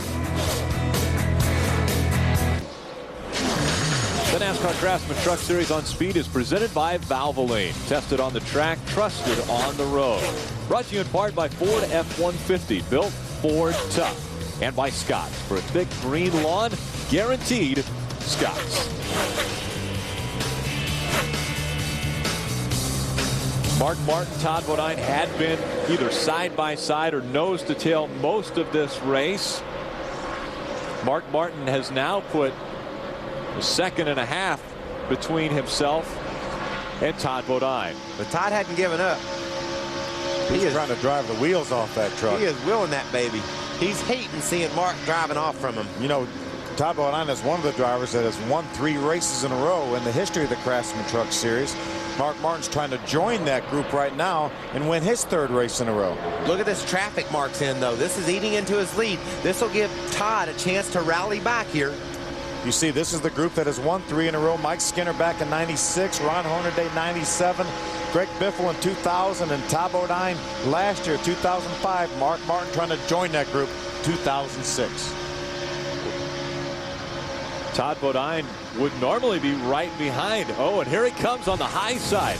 But here is what took him back a ways behind Mark Martin. Remember I told you he was driving the wheels off that thing? He about drove the side off of it. But now he's right on the bumper of Mark Martin as they work through traffic. Here they go. Todd Bodine on the high side. Mark Martin caught up behind Boston Reed. They're side by side for the lead. Todd's going to go through the middle. 4 wide off turn. Oh, and that's going to get Boston Reed. Oh, sideways. Baby, you go okay. Todd Bodine stays straight, as does Mark Martin, with 5 laps to go. How about that pass now? 4 wide. 4 wide. And Mark Martin had to check up because Todd Bodine was able to get by him. Problems coming out of turn number 4, the smoke rolling. That is the 4 of Timothy Peters getting spun around. Fire coming out of the cowl of that truck. That's going to set up, more than likely, a green-white checkered, with Todd Bodine out front and Mark Martin right behind him. Wow. Well, this is the second green-white checkered that Mark Martin will have to go through. And the first one, he said, oh, well, I've got to learn, how to do these green-white checkers. Well, the first time he was up front. Now he'll start second. You can see he blew a left rear tire there, Phil. That thing just snapped around on him when that tire blew out. Look at all the damage the tire did to the left rear quarter panel of Timothy Peters' truck. We'll see if we can. Let's watch this pass for the lead here. This is huge. Todd Bodine says, I got a hole in the middle. I'm going for it. But the air off the 25 truck shot Todd up into the 4 truck. Look how sideways he is right there. And I bet you his foot never came off the floor. That's huge. One of the things, we saw Todd Bodine get a little bit loose, but Mark Martin got loose, had to chase his truck up, and he made contact with the 25. Watch this again, this other angle here. See the 25. He doesn't know which way to go here. He moves up. He gets clipped by the 30, and then he makes contact with Mark on the inside. They all 4 hit something, and nobody crashed. All 4 of them ran into something off the turn, and no one crashed. Look at this. This is great video. Great job by our cameramen. Look at that. Todd made some pretty hard contact right there. He is sideways. And again, don't forget, they're going 180 miles an hour. That's probably what cut Timothy Peters' left rear tire down. The contact that Todd made with him. And here you see Timothy Peters. I think he cut down that left rear tire, and that turned Timothy Peters around. Turn 4, because that was the very next time through turn 4. Golly, how many degrees sideways? Let's check out Todd. Let's freeze it. When he gets that thing in this bind, he gets it in. You can see the 25 comes up. Now right here, look at Mark Martin get sideways right there. He got sideways even before because he was on the inside. He lost the air off his spoiler. Then the 25 and the 30 make contact. It pushes Todd up the hill into Timothy Peters. Freeze it. That's a wreck. look at how sideways he crashed. If you didn't know better, you'd say, oh, this is going to be huge. Wow. And he didn't overcorrect. He never made any more contact with Timothy Peters. And he's got the lead for a green-white checker. But he cut down Timothy Peters' left rear tire. Well, he's not real concerned about that right now. Unbelievable job of driving by Todd Bodine after he hit the wall earlier to catch up to Mark Martin. Ray. Hey guys, let me tell you about this truck that Todd Bodine's driving. It's chassis number 51, and here's what he did with it last year in 2005. At Las Vegas, he won. Here at Atlanta, he finished second. At Texas, he won. At Homestead, he won. So do you think Todd Bodine likes this truck? Heck yeah. Now, he was really, really loose in that run, but he said, listen, I'm sick of finishing second to Mark Martin here. We're going to the front, and we're going to stay there. He's sick of it. He's done it twice. That's how you get when you win 3 or 4 races in a row. How could you get sick of getting leading the? He's right there, but that's how driven he is. That's how good he thinks he is. That's how good he knows this team is, and how good that Toyota is. He doesn't like getting beat because he thinks he's got the best team, and he thinks he's better than Mark Martin. Well, as exciting as this race is going to finish up, we've got to take a look at the Aqua Velva out of the blue moment. And this takes place with Mike Skinner. Well, it was out of the blue for Scott Lagasse, too, because he didn't realize that Skinner didn't see what was going on. See the closing rate right there, Phil? And wham, he runs in the back of Lagasse and blows up his whole front of his truck. Yeah, Timothy Peters slowed down, or Scott Lagasse Jr. slowed down because he saw Joey Miller. Look at the big fire underneath that truck. You see oil all over the front fender, oil on the windshield. But the Aquavelva out of the blue moment ends up with Mike Skinner walking away. There's Mike right there taking some of the tape off, probably his gloves. Kind of got a worse attitude than he did when this race started, but he does walk away. Mike Skinner was right in the thick of this race, running in the top 6 most of the first half of this race until this incident taking him out of the race. There's something about an Aquavelva, man.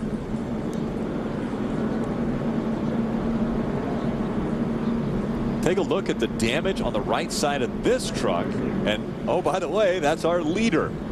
Well, and if you look back at our second place truck, after his contact off turn 2 over there, it doesn't look much better. Well, a year ago in the fall, they were 4 wide coming out of turn number 4. Jack Sprague got sideways. Johnny Benson got sideways. Kyle Busch was able to avoid damage and get by and win this race. We could possibly have another fantastic finish at Atlanta Motor Speedway. When we come back, we'll see the final lap. The John Deere 200 presented on Speed by Valvoline. Welcome back to Atlanta. Quick fast track facts. And that would be that all 3 finishes here at Atlanta have finished with a margin of victory under 0.6 of a second. One of them being the fastest or the closest ever finish at a super speedway between Ron Hornaday and Bobby Labonte, which was 0.008 1,000th of a second. 8 1,000ths of a second. I wouldn't be surprised to see another one of those here. Krista. That pass for the lead, guys, all of us are down here pretty much jaws dropped when we saw it. Every time the replay comes up, our jaws are still on the floor. I'm down here with Mark Martin's crew. They can't believe it. You know, Mike Beam, Mark Martin's crew chief, got on the radio and said, Mark, I just saw that on TV. Most impressive. Mark replied back, I'm driving with everything I've got. Of course, when have you ever known Mark Martin to not drive with everything he's got? Ray? Krista, one of the things I really love about this series is the great finishes, and we've had a lot of green-white checkers. In 2004, we did it 9 times, and last year we had 8 finishes with green-white checkered. But we've had 3 races so far this year, and this will be our 3rd green-white checkered, the 58th time we've ever done it in the NASCAR Craftsman Truck Series. And this could be the best one ever. We would expect nothing less while we're at Atlanta. I'm liking how this is shaping up. What an impressive pass, though, by Todd Bodine on Mark Martin. Had to make it 4 wide. They all 4 bounced off each other, and Todd emerged completely sideways off turn number 2 with the lead. But Phil, he made up 2 seconds in that one lap. Mark was in the middle of that mess of trucks, and he was just picking his way through there. The leader, that's a tough job for him to get through traffic, and he was working his way through there, and from out of nowhere, Todd Bodine drove all up in the middle of them. What you got, Ray? Hey, Michael, what would you do as a driver here? Todd came on the radio and said, what should I do? I want to run the low line, but you know Mark's going to go to the top. He's been watching the video. He's seen Jimmy Johnson and Carl Edwards do it. Which way do I go? They said, absolutely, you got to stick it to the bottom. Well, we saw last week in the Nextel Cup race, Matt Kenseth stuck it to the bottom, and Jimmy Johnson stuck it out front. Remember what's taken place here in the past. In 04, Bobby Hamilton making the pass on Mike Skinner. And Bobby Hamilton will win the Easy Care 200. Ron Hornaday goes across the start-finish line just inches in front of Bobby Labonte. Sprague's going to slide out of fourth, and Kyle Busch is going to win this race.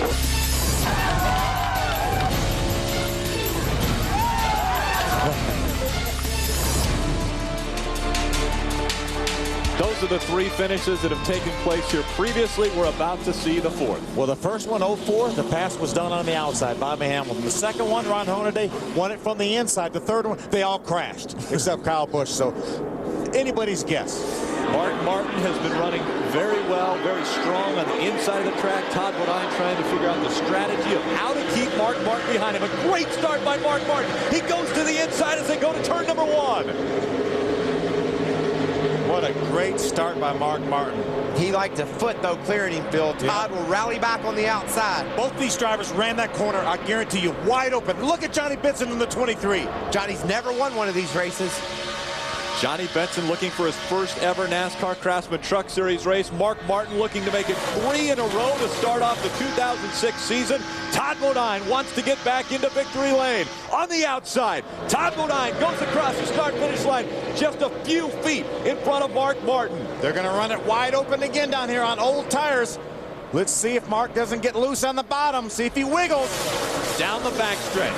It's Todd Bodine with the lead. Now Johnny Benson making the pass on the inside. He'll take away second from Mark Martin. He sets his sights on the 30, but the 30 has checked out.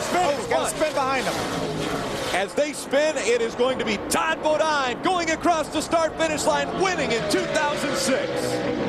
Big crash behind them. You are the man! Oh, look at this. They're still crashing, Rick. I mean, even off 4 still. They were slowing down. Truck stopped on the front stretch. There's Steve Park, had a good run. He found himself a lap down late in the going. Brendan Gaughan with problems in that 77. We'll have to sort all this out. You are the man.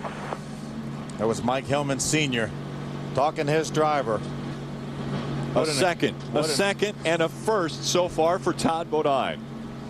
That was I'm telling you, I cannot get over the pass he made for the lead before that last caution flag. And then to fight off Mark Martin, who got such a great restart on a green-white checker, drove up to the inside. They ran side by side for a lap and a half.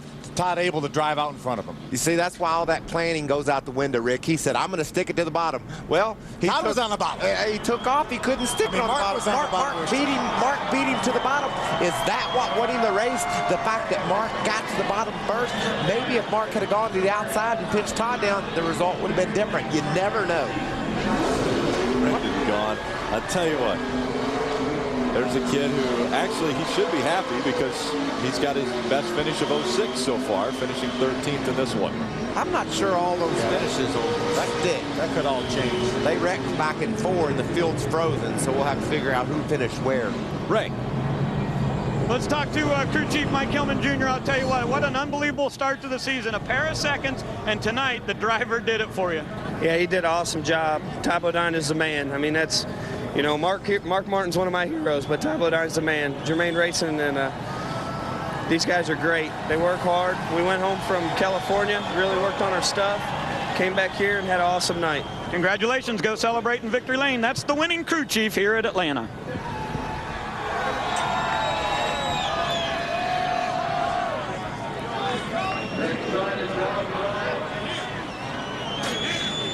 Todd Bodine climbing back into his Toyota. That's truck racing right there, Phil. There's your winning truck.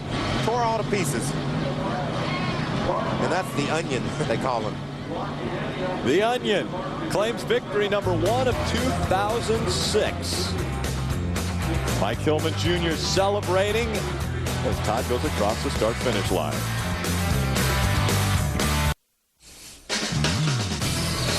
Speed's coverage of the NASCAR Craftsman Truck Series post-race show is presented by Craftsman. Let's go down to victory lane and Ray Dunlap. Well, here comes Todd Bodine out of his Lumber Liquidators Toyota. This is career win number 8. He was going to go up for the high jive. Yep, he gets up there. Checkered flag in hand.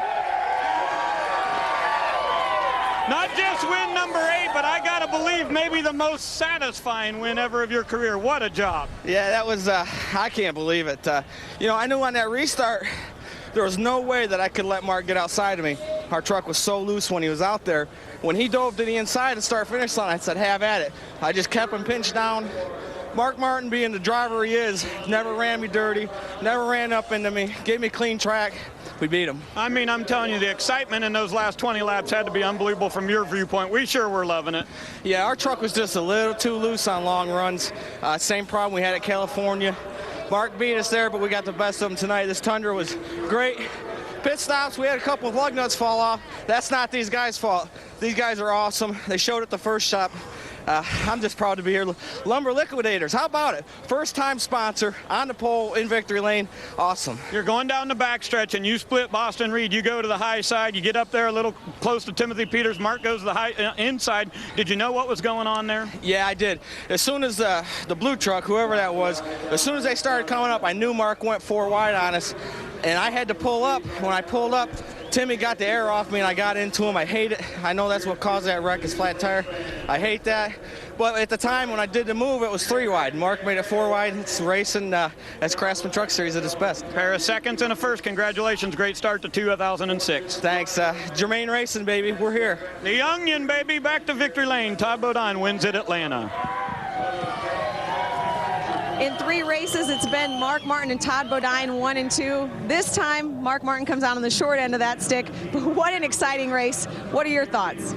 Congratulations to Todd and those guys. They've been right there knocking, and they were in the front when this one ended, and they earned it. I just want to thank. This is the best racing I've done in years. I love this stuff, and these guys, great racers, and I really didn't think our truck was going to be as good as it was. It was really spectacular, and I just want to thank Scotts and Ford and Mike Beam and this whole crew.